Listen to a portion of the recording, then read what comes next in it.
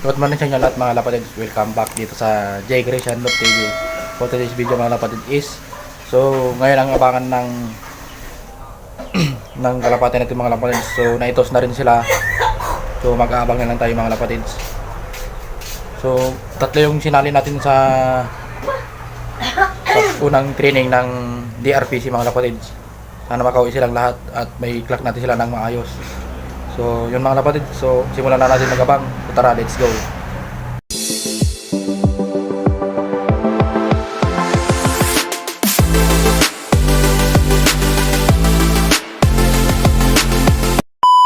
So yan mga lapatid, so medyo inuubo tayo ngayon. Kaya so ngayon bubuksan na natin yung trapdoor para may in case na may dumating, diretso na sila kaagad sa loob natin mga lapatid. At hindi na natin sila matagalan sa paghuli mga lapatid. So nakita natin kanina sa video sa live ng DRPC, so diretso na yung ibon, kaya abang-abang na tayo kaagad mga lapatid dahil baka biglang lusot yung mga ibon natin. So sana hindi sila mga puste para maikag natin sila ng maayos at hindi natin sila mahintay ng ganun katagal, kasi pag nagpuste sila mga lapatid, yun ang mahirap nating pababain. Baka tangali na rin sila bababa pagka nagpuste sila.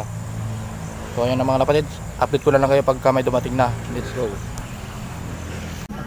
So yun mga kalapatid, so magandang hapon na. So isa lang yung nakawi sa atin mga lapatid. So yung itim lang natin ang nakawi, yung nakasali sa ubi. So hinabol ko pa yun mga lapatid dahil papasok na sana ako sa trabaho ko yun. Nakasalubong ko siya sa daan.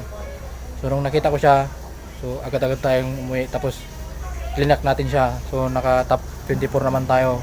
So hindi na yun bad mga lapatid. So nandito yung ibon natin mga lapatid. So yung dalawa hindi nakauwi, yung puti natin na medyo grey-hill at saka yung blue feather, so yun ang kasama niyang hindi nakauwi mga lapatid. So nabigla sila sa training mga lapatid dahil biglang layo yung training natin, kaya hindi sila nakauwi. So napahirapan pa ako nagpapasok itong itim dahil ang tumambad siya pumasok sa loop. Hirap siyang papasukin kanina, kaya natagalan tayo sa pag-clock sa kanya. So ito lang yung umuwi sa atin mga lapatid, nag-iisang itim natin. So ito is kung hindi man makabalik yung dalawa bukas dahil sa 26 may laban na naman sila mga kalapatid. So second day training nila yun. So sana uwi yung dalawa bukas ng maaga para makapagpahinga sila ng maaga, kasi kinabukasan nun mga kalapatid dahil 25 bukas dapat makauwi sila ng maaga para yung 25 noon bukas makapagpahinga sila kaagad.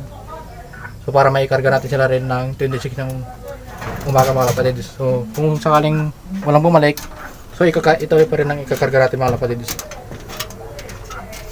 So yan yung mga ibon natin.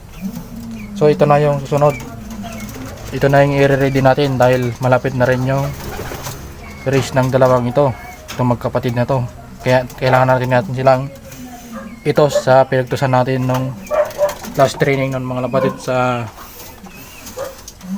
tawag nito sa boundary ng job mga lapatid. So medyo lumalabo yata itong camera natin . So yun mga lapatid, so ito hinawal natin to kanina, kaya bumalik tayo kaagad para i-clock siya. So goods naman yung pag-clock natin sa kanya kanina. So naging okay naman. Kung hindi siguro na kung hindi sana siya na natagalan ng pagka-clock, baka mas mataas pa sana yung speedan ng ibon natin mga lapatid. Yung speed lang niya kanina mga lapatid is 700 na lang yung natitira. So ito yung ibon mga kapatid. So ilagay natin yan para makita nyo. So yan. So hindi ko na tinanggal yung sticker. So sasingsing ko na siya kinaskas yung kanyang sticker mga kapatid, para sa kanya na, para hindi matanggal yung dikit ng sticker sa kanya, para pagka isuot ulit sa kanya yung bagong sticker, madikit pa rin, madikit yung sticker sa kanya, hindi basta-basta matanggal. So yan mga kapatid, so dito ko na siguro tatapusin yung video na to. So like and share and subscribe. Ingat.